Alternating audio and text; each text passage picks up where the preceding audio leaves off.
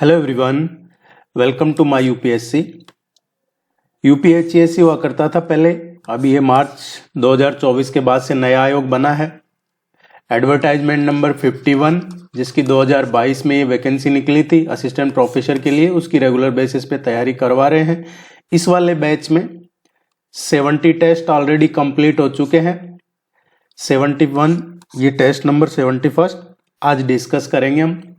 जिन्होंने test series join नहीं की है, इस नंबर पे कांटेक्ट करके टेस्ट सीरीज ज्वाइन कर सकते हैं, या फिर वेबसाइट विजिट करके भी टेस्ट सीरीज ज्वाइन कर सकते हैं। या टेस्ट सीरीज का लिंक आपको नीचे कमेंट सेक्शन में, वीडियो के नीचे डिस्क्रिप्शन में मिल जाएगा।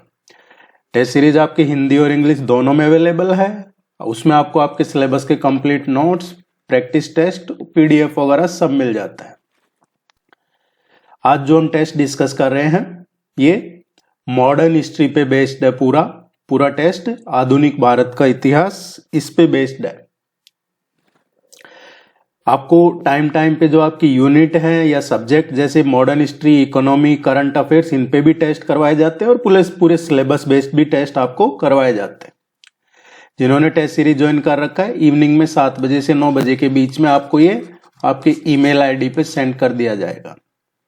आधुनिक भारत के इतिहास की निम्नलिखित घटनाओं को कालानुक्रमानुसार व्यवस्थित कीजिए। देखिए, क्रोनोलॉजिकल ऑर्डर में बताना है कि पहले कौन सी घटना इसमें से हुई है, फिर उसके बाद, इस तरीके से आधुनिक भारत के इतिहास में। स्वदेशी आंदोलन कब शुरू हुआ था? स्वदेशी मूवमेंट शुरू हुआ था अगस्त 1905 में। अगस्त 1905 में 7 अगस्त 1905 को स्वदेशी आंदोलन शुरू हुआ था। लखनऊ समझौता कब हुआ था? लखनऊ समझौता है ये 1916 का है। इसमें भारतीय राष्ट्रीय कांग्रेस और जो मुस्लिम लीग है उसके बीच में समझौता था, कांग्रेस और मुस्लिम लीग के बीच में। इसमें कांग्रेस की तरफ से जो इसको पास किया गया था वो 29 दिसंबर 1916 को पास किया गया था, और मुस्लिम लीग ने उनका जो अधिवेशन था उसमें 31 दिसंबर 1916 को पास किया था। तो ओवरऑल ये 1916 का है। मॉर्लेमेंटो सुधार, मॉर्लेमेंटो रिफॉर्म है, गवर्नमेंट ऑफ इंडिया एक्ट था 1909 का, उसको मॉर्लेमेंटो रिफॉर्म भी कहा जाता है। और ये सब हम डिटेल में पढ़ चुके हैं, वीडियो चैनल पे अवेलेबल है, मॉडर्न हिस्ट्री के सारे, आप जाके विजिट कर सकते हैं। अखिल भारतीय मुस्लिम लीग की स्थापना, अखिल भारतीय मुस्लिम लीग की स्थापना ये ढाका में हुई थी। इसकी स्थापना की थी नवाब ख्वाजा सलीमुल्लाह ने 1906 में। तो अब क्रोनोलॉजिकली देखेंगे तो सबसे पहले आएगा स्वदेशी आंदोलन, इसके बाद में दूसरे नंबर पे डी आएगा, तीसरे नंबर पे सी आएगा, और चौथे नंबर पे बी आएगा। तो ए डी सी बी ये इसका करेक्ट आंसर होगा।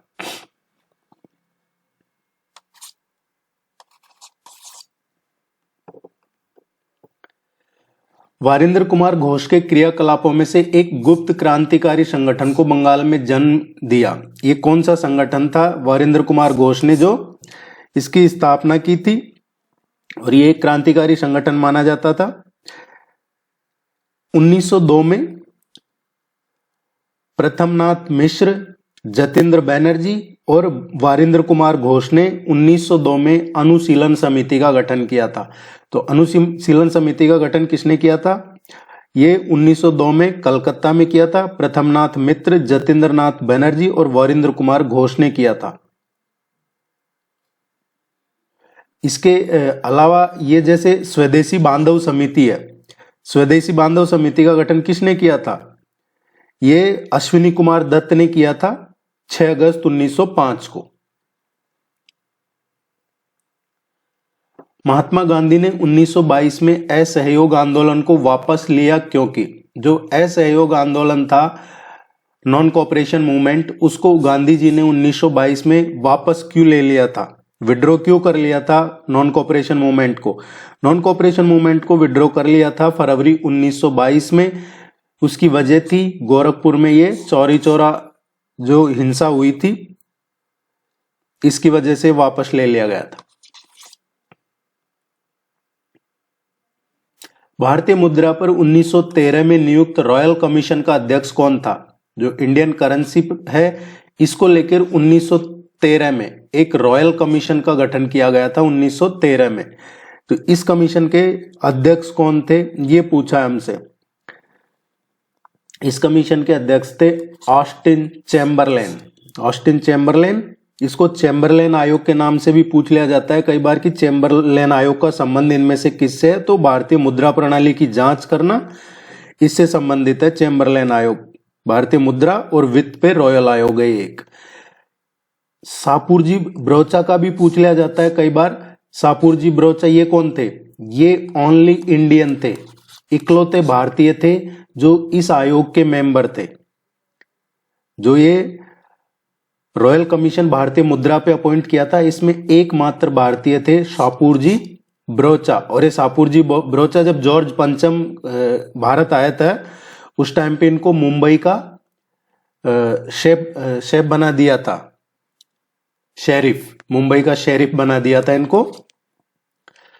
ये काफी पैसे वाले थे। जैसे एक बैंक बनाया था बैंक ऑफ इंडिया 1906 में, उसकी स्थापना करने वालों में से एक ये भी थे सापुरजी ब्रोचा। रानी गैडिनेल्यू ने अंग्रेजों को भारत से निकालने हेतु आदिवासी आंदोलन कहां से चलाया था? इन्होंने अंग्रेजों के खिलाफ आदिवासी आंदोलन शुरू किया था मणिपुर से। मणिपुर से, अभी जो प्रेजेंट में मणिपुर में तोमेंगलांग डिस्ट्रिक्ट है वहां से इन्होंने शुरू किया था। और मणिपुर, नागालैंड, असम में अंग्रेजों के खिलाफ इन्होंने सशस्त्र विद्रोह का भी नेतृत्व किया था। 1993 में इनकी डेथ हो गई। 1915 की बात है ये, जो आदिवासी आंदोलन किया था इन्होंने। रॉयल एक्ट लाने का क्या प्रयोजन था? जो रॉयल एक्ट लाया गया था उसका प्रयोजन क्या था? रॉयल एक्ट के पीछे मकसद क्या था? क्या करना चाह रहे थे ब्रिटिशर्स? रॉयल एक्ट लेके आए थे। रॉयल एक्ट कब लाए थे? 1919 में। 1919 में ये रॉयल एक्ट लाने का प्रयोजन था जो नेशनल लेवल पे या फिर जो रिवॉल्यूशनरी एक्टिविटीज थी, या डायरेक्टली कहें कि अंग्रेजों के खिलाफ आवाज ना उठाए कोई, इसलिए ये एक्ट लाया गया था। तो जो राष्ट्रीय और क्रांतिकारी गतिविधियां थी उन पे रोक लगाने का मकसद था रॉयल एक्ट को लाना, और इसीलिए इसको ब्लैक एक्ट भी कहा जाता है, काला कानून। और इसके विरोध में मुंबई में, बंबई हुआ करता था उस टाइम, बंबई में सत्याग्रह सभा का भी गठन किया था, और सत्याग्रह नामक गैर कानूनी एक पत्र भी वहां पे प्रकाशन किया गया था। ये राष्ट्रीय और क्रांतिकारी गतिविधियों पे रोक लगाने के लिए लाया गया था रॉयल एक्ट। इनको सुमेलित करके सही उत्तर का चयन करना है। इधर जो दिया हुआ है समाचार पत्र है, ये न्यूज़पेपर है, और इधर उनके संपादक कौन है, तो समाचार पत्र, और इधर संपादक उनके। फ्री हिंदुस्तान समाचार पत्र के संपादक कौन थे? फ्री हिंदुस्तान ये एक न्यूज़पेपर शुरू किया गया था 1908 में। 1908 में शुरू किया गया था, और इसके संपादक थे तारकनाथ दास। ये उत्तरी अमेरिका में जो भारतीय समुदाय के पहले नेता थे, जो ये फ्री हिंदुस्तान एक न्यूज़पेपर चलाते थे, द फ्री हिंदुस्तान, फिर अप्रैल 1908 में प्रकाशित हुआ था। तो ये उत्तरी अमेरिका से चलाते थे। इंडियन ओपिनियन है, ये महात्मा गांधी का है, 1904 में इसको शुरू किया था। वॉइस ऑफ इंडिया है, ये दादाभाई नौरोजी का था, दादाभाई नौरोजी का। और बंगाली अखबार की स्थापना की थी सुरेंद्रनाथ बैनर्जी ने अप्रैल 1883 में, 1883 में शुरू किया था। और इन्होंने, ये काफी चर्चा में रहा था, जो कलकत्ता हाईकोर्ट है, कलकत्ता हाईकोर्ट का जो जज था एक उच्च न्यायालय में, जो चीफ जस्टिस उस टाइम पे, उसके खिलाफ एक काफी गुस्से भरा आर्टिकल लिखा था इन्होंने इसमें कि अपने पद पे रहने के योग्य नहीं है ये जज। उसको लेके काफी चर्चा में रहे थे। इसका जो करेक्ट आंसर आएगा 4123। निम्न में से किसको कर्जन के काल में इंग्लैंड से रेल की प्रणाली एवं प्रशासन पर परामर्श हेतु आमंत्रित किया गया था? लॉर्ड कर्जन के टाइम की बात है। लॉर्ड कर्जन के टाइम पे इंग्लैंड से बुलाया गया था रेल सिस्टम और एडमिनिस्ट्रेशन पे परामर्श करने के लिए। किसे बुलाया गया था? 1901 में थॉमस रॉबर्टसन को रेलवे प्रशासन, संगठन और प्रणाली की जांच के लिए इनको इंग्लैंड से बुलाया गया था, और इसकी थॉमस रॉबर्टसन की अध्यक्षता में ही रेलवे बोर्ड की स्थापना की सिफारिश की गई थी। महात्मा गांधी एवं उनके विचारों से प्रभावित होने वाले प्रथम आदिवासी नेता कौन थे? महात्मा गांधी और उनके विचारों से प्रभावित होने वाले जो पहले आदिवासी नेता थे ये जोडानांग थे, और इन्होंने अंग्रेजों के विरुद्ध आदिवासियों को इकट्ठा करके आंदोलन चलाया था। और इन्होंने स्पेशली जो कन्वर्जन है, जो ईसाई कन्वर्ट कर रहे थे, ईसाई धर्म को प्रभाव से मुक्त करने के लिए नागाओं को, जो नागा हैं उनको ईसाई धर्म के प्रभाव से मुक्त करने के लिए एक आंदोलन चलाया था, हेरका आंदोलन। ये नाम जरूर ध्यान रखिएगा आप, हेरका आंदोलन, ये इन्होंने ही चलाया था।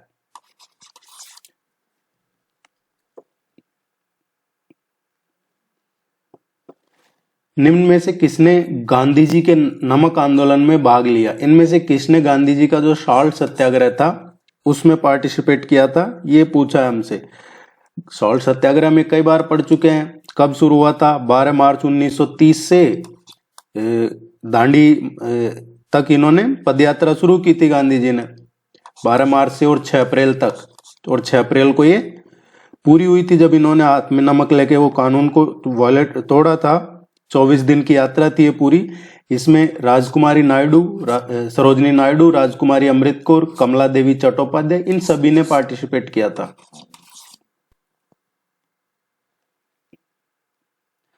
भारतीय स्वतंत्रता के समय ब्रिटेन के राजा कौन थे? भारतीय स्वतंत्रता के समय ब्रिटेन के राजा कौन थे? तो ये पूछा हमसे जब 1947 में 15 अगस्त 1947 को ब्रिटेन का राजा कौन था? ये जॉर्ज सस्टम थे ब्रिटेन के राजा उस टाइम पे, और ये 1936 से और 1952 तक ब्रिटेन के राजा रहे हैं। और अंतिम कॉमनवेल्थ प्रमुख भी इन्हीं को ही माना जाता है, 11 दिसंबर 1936 से, और जब तक इनकी मृत्यु नहीं हुई, जब तक ये यूनाइटेड किंगडम और ब्रिटिश राष्ट्रमंडल के शासक रहे थे।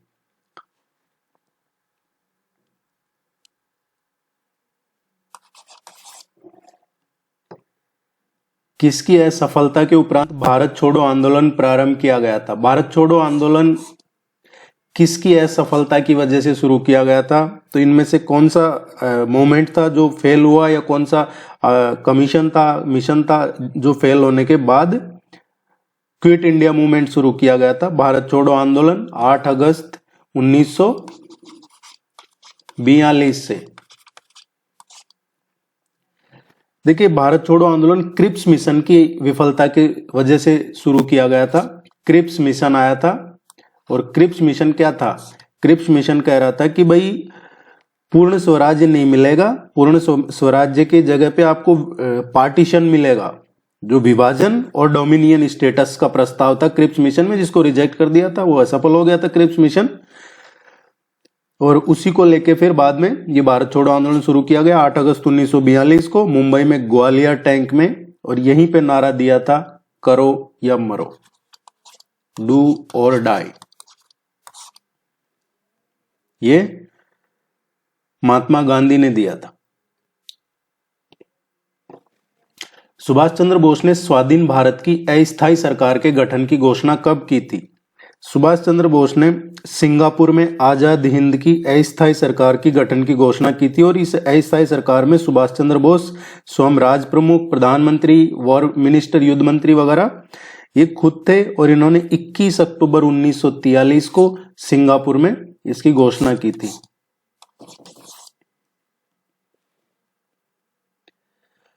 प्रथम भारतीय शिक्षा आयोग की नियुक्ति किसने और किस वर्ष की थी? पहला जो भारतीय शिक्षा आयोग था इसकी नियुक्ति किसने की थी और किस वर्ष में की गई थी?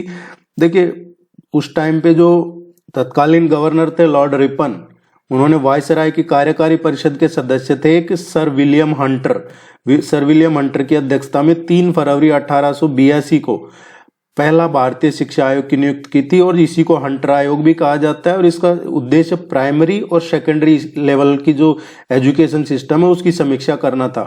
प्राथमिक और द्वितीय स्तर की शिक्षा प्रणाली की समीक्षा करना था, और शिक्षा व्यवस्था की जो भी खामियां, उनको, समस्याओं को खोज के दूर करना था।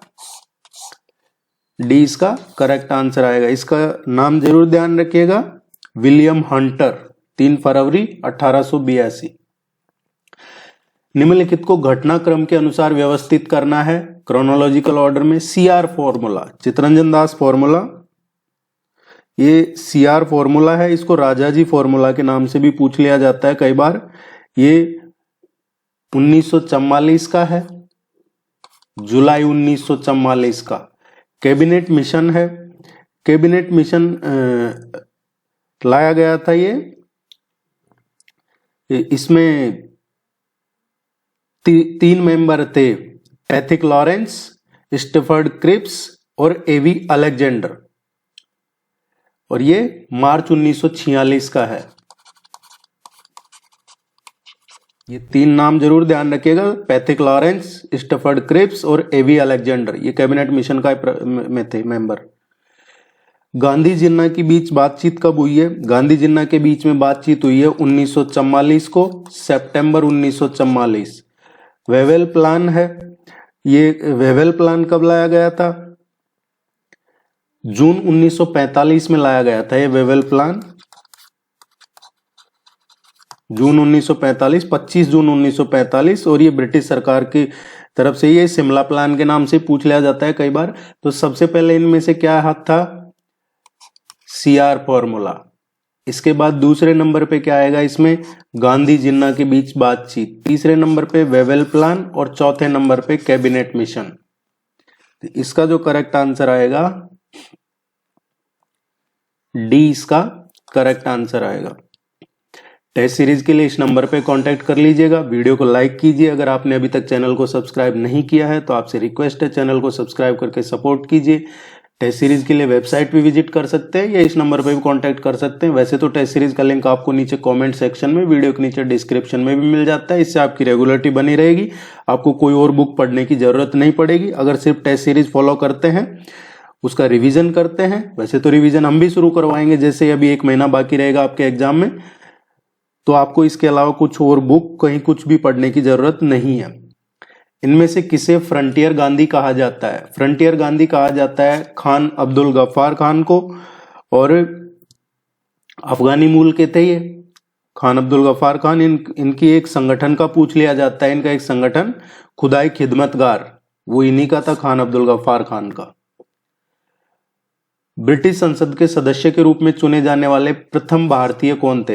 ये जो ब्रिटिश संसद है इसका मेंबर चुना गया था, पहले कौन थे वो भारतीय जिन्हें मेंबर चुना गया था?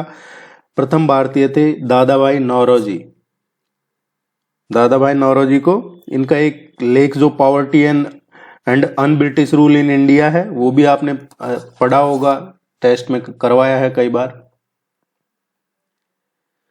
निम्नलिखित में से किसने ब्रिटिश भारत में प्रांतीय स्वायत्तता की शुरुआत की है? इनमें से किसने ब्रिटिश भारत में प्रांतीय स्वायत्तता की शुरुआत की है? भारत में ये प्रांतीय स्वायत्तता है, इसकी शुरुआत हुई थी, जो ये अधिनियम आया था 1935 का, प्रांतीय अधिनियम 1935 आया था। इसी के बाद में प्रांतों को जो स्वशासन है उसका अधिकार मिला था। इसी को आधार बना के बाद में 1937 में इलेक्शन भी करवाए गए थे। भारत में पहली विद्युत रेलगाड़ी किस रास्ते पर चलाई गई थी? पहली विद्युत रेलगाड़ी का पूछा है, ना कि रेलगाड़ी। पहली विद्युत रेलगाड़ी किस स्थान पर चलाई गई थी? तो पहली जो इलेक्ट्रिक ट्रेन है, ये विद्युत रेलगाड़ी 3 फरवरी 1925 को चलाई गई थी। 3 फरवरी 1925 को बंबई वीटी विक्टोरिया टर्मिनल से कुर्ला हार्बर तक, बंबई में वीटी से और कुर्ला हार्बर तक ये चलाई गई थी। अभी की बात की जाए तो अभी भारतीय रेलवे ने लगभग इलेक्ट्रिफिकेशन कंप्लीट कर लिया है, लगभग जितने भी रूट है 95%। अगर 31 मार्च 2024 का जो लेटेस्ट डेटा है उसकी बात करें तो 95% भारतीय रेलवे ने इलेक्ट्रिफिकेशन विद्युतीकरण का कार्य पूरा कर लिया है, और लगभग 60,000 किलोमीटर का ये रूट है। और हो सकता है नया डेटा आएगा जब ये 100% हो जाएगा।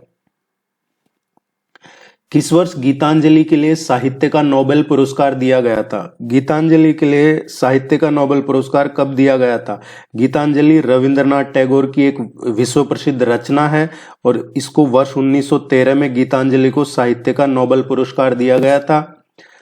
और ये कब प्रकाशित हुई थी? 1910 में ये बुक पब्लिश हुई थी और 1913 में इसको नोबेल पुरस्कार दिया गया था साहित्य के लिए। रविंद्रनाथ टैगोर की है ये। कौन सा सुमेलित नहीं है, मैच नहीं कर रहा है सही से इनमें से, ये हमें आइडेंटिफाई करना है। ऑल इंडिया, ये इधर संगठन दे रखे हैं, ऑर्गेनाइजेशन, और इनके फाउंडर कौन थे? ऑल इंडिया किसान सभा।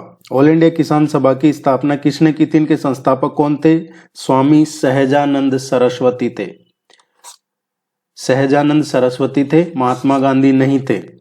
आत्मीय Sabha, Raja Ram Mohan Roy, forward bloc, Subhash Chandra Bose, Ramakrishna mission, Swami Vivekananda.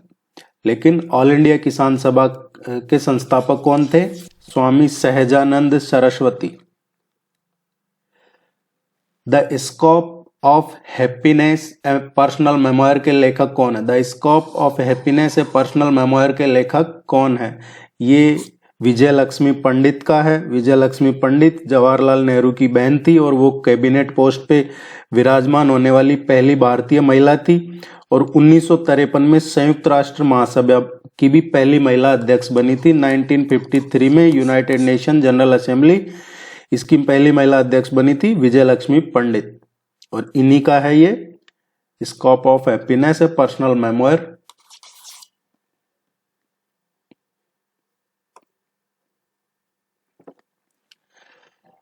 निम्नलिखित कथनों पर विचार कीजिए और कौन सा कथन सही है ये हमें आइडेंटिफाई करना है। बिहार में जगदीशपुर के जमींदार कुंवर सिंह ने अंग्रेजों के विरुद्ध विद्रोह का नेतृत्व किया था, ये सही है। इसके अलावा लॉर्ड डलहौजी ने रानी लक्ष्मीबाई के दत्तक पुत्र को उत्तराधिकारी होने की मान्यता दी थी, ऐसा नहीं है।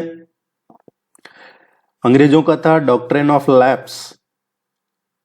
जब रानी लक्ष्मीबाई ने अब इनके जो पति थे राजा गंगाधर राव के निधन के बाद इन्होंने अपना जो उत्तराधिकारी के है उसके रूप में एक दामोदर राव को गोद लिया था और अंग्रेजों ने डॉक्ट्रिन ऑफ लैप्स जो राज्य हड़प की नीति है उसके तहत इनके दत्तक पुत्र को वैध उत्तराधिकारी मानने से इनकार कर दिया था।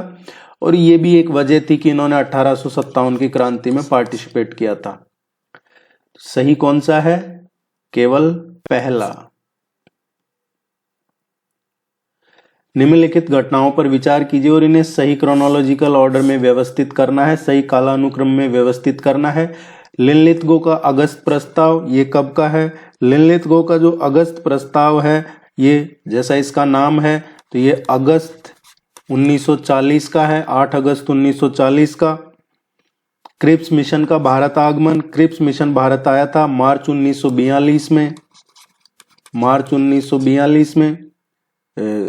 24 मार्च 1942 को आया था क्रिप्स मिशन। रामगढ़ में कांग्रेस का अधिवेशन कब हुआ था? रामगढ़ कांग्रेस अधिवेशन हुआ था मार्च 1940 में। तो इसके अकॉर्डिंग सबसे पहले क्या आएगा इसमें? 3, देन उसके बाद में फर्स्ट और 2, 312 सिविल सर्विसेज के लिए आर्टिकल है। तो देखिए इसका आंसर आएगा ए। भारतीय स्वाधीनता संघर्ष से संबंधित नीचे 4 घटनाएं दे रखी है, इनको सही काल क्रम में व्यवस्थित करना है। सेकंड राउंड टेबल कॉन्फ्रेंस, द्वितीय गोलमेज सम्मेलन, ये कब हुआ था? सेकंड राउंड टेबल कॉन्फ्रेंस, द्वितीय गोलमेज सम्मेलन 7 सितंबर से 1 दिसंबर 1931 को, 7 सितंबर से और दिसंबर 1 1931। भारतीय राष्ट्रीय कांग्रेस का कराची अधिवेशन कब हुआ था? जो कांग्रेस का कराची अधिवेशन हुआ था ये हुआ था मार्च 1931 में, मार्च में था ये, और ये सितंबर टू दिसंबर। भगत सिंह को फांसी कब दी गई थी? भगत सिंह को फांसी दी गई थी ये 23 मार्च को, 23 मार्च 1931 को। और गांधी इरविन समझौता कब हुआ था? गांधी इरविन समझौता हुआ था 5 मार्च 1931। तो देखिए ये सभी 1931 की घटनाएं हैं। अब हमें देखना है इनमें सबसे पहला कौन सा है। तो सबसे पहले क्या हुआ है इसमें, 5 मार्च 1931 को गांधी इरविन समझौता, ये सबसे पहले हुआ है। इसके बाद में इसमें भगत सिंह को फांसी 23 मार्च 1931 को। देन कांग्रेस का कराची अधिवेशन हुआ है 31 मार्च 1931 को, और फिर सेकंड राउंड टेबल कॉन्फ्रेंस सितंबर टू दिसंबर 1931। ये काफी इंपॉर्टेंट है, ये जरूर ध्यान रखिएगा।